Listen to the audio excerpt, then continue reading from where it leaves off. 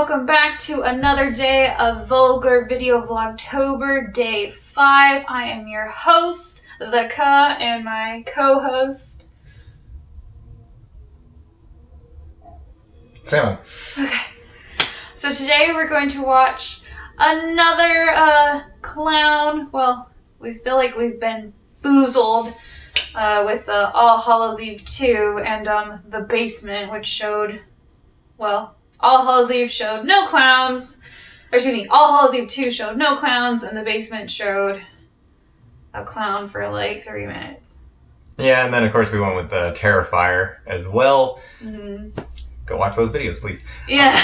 So Killjoy, it's a bit older. I believe it's early 2000s, if I recall correctly. I should have looked that up before I did this. It's literally the year 2000. And if I recall correctly, there's about 5 or 6 of them, which we're not gonna do. Unless, you know, we reach 50 views on this video, or... Oh, but then your sister's just gonna spam it. Oh, no. No. Let's say 250 views or 30 subscribers. Okay, I'm okay with that. 250 views. That pretty much maxes out your family, my family, so... There we go. Or 50 subscribers. You said 50 or 30? I said 30. 30, sorry. 30 subscribers. Not that, you know, we're honking our horns over but here. don't expect us to do it quickly. It'll be staggered throughout, alright? Yeah. The runtime for this is 1 hour and 11 minutes. A killer clown is loose in the hood. Deep in a gang-infested inner-city hell, a ghastly figure is killing off the bad guys. Summoned for revenge, someone or something is knocking off urban youth one by one, a vigilante or a demon. For the beautiful high school student Jada, that's the question that will bring her something. Anyways. Alright, so we'll catch you guys in about an hour and 11 minutes. Let's see how this goes. Alright. Okay, so we just went down a very, a 90s feel, and I'm wearing the wrong fucking shirt for this. This is from Full Moon Features or Pictures or whatever they're calling themselves today. Known for doing a lot of these kind of cheesy, cheaper style horror movies. They're not necessarily bad. They're they just are what they are, and they know what they are. And that is where this movie shines, is that it's fun. It just has fun with what it is. It knows what it is. It's not trying to be The Shining. It's not trying to be Hereditary.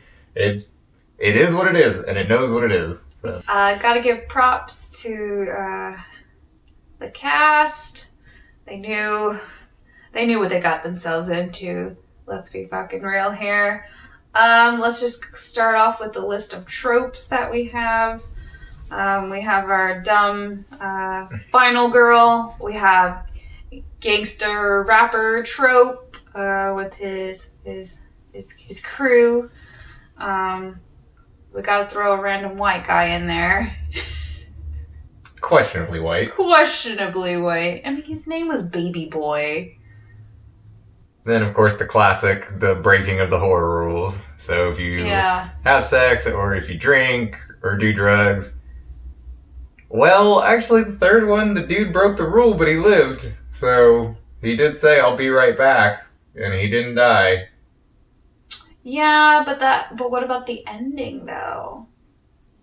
Are we taking that as that actually happened, or is this a nightmare?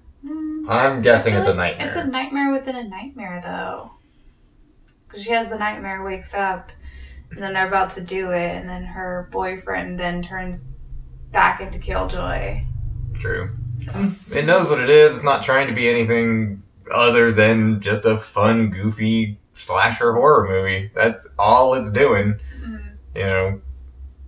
And in that regard, I think it's pretty successful, especially considering just a brief bit of Googling. It would seem this was made for less than $90,000. And they had some, like, as far as, like, the budget is concerned, the special effects. Yeah, for the year 2000. For the budget and the year. Not bad. Not bad. Seen plenty worse. There is a couple that are pretty bad. But for the most part, it does look dated as anything. Mm-hmm. I will say this: it is not an HD of any sort, as far as I can tell. No.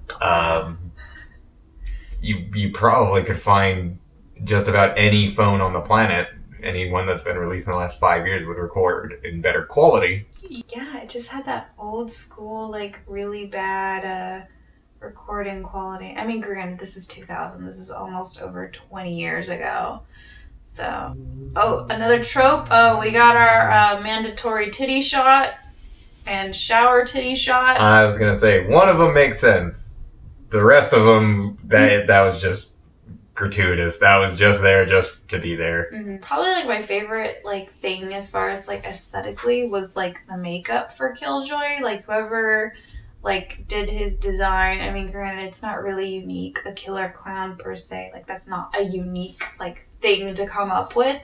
But just like the makeup and the prosthetic. Well, yeah, because if it's done well, it's creepy. Mm-hmm. So, and especially if you've seen either of the new It movies. Mm-hmm. Obviously it looks great, but there is a lot of that shaky CGI in it, which kind of detracts from it.